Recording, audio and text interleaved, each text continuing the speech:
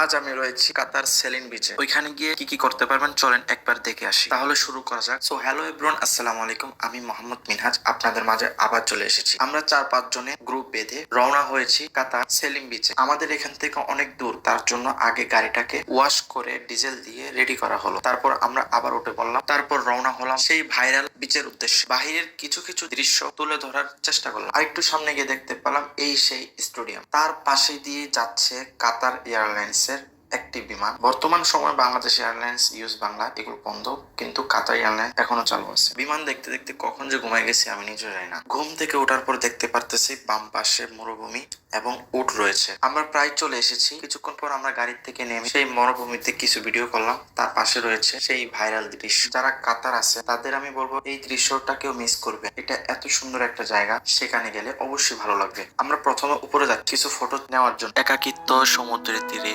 বসে থাকলে মনে হয় সবকিছুই সম্ভব, কারণ সমুদ্রের গভীরতাও সীমাহীন। ছন্দটা ভালো লাগলে অবশ্যই কমেন্ট করো। এখানে আমি কিছু একটা লিখতেছি, এটা না দেখাই ভালো। এদিকে দেখেন কি সুন্দর ভিউ। উপরের ভিডিওগুলোতে এখনো দেখালাম না।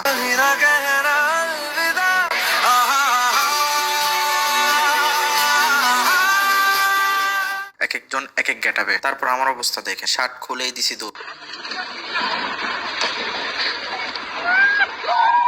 এখানেই শেষ না, এবার আসতেছি ভিলেনের পার্টে। একবার শাহরুখ খান, একবার সালমান খান, এভাবেই চলে যাচ্ছে আমাদের দিন। সাঁতার কাটতে কাটতে, নাচতে নাচতে এবার আমি শেষ। তো বন্ধুরা, ভিডিওটি দেখে কি বুঝলেন জানি না, কিন্তু আমি বলবো অবশ্যই এটা আমার নতুন পেজ, অবশ্যই সাপোর্ট করবেন। আপনাদের জন্য আরো নিত্য নতুন ভিডিও আপলোড করার চেষ্টা করবো ইনশাল্লাহ।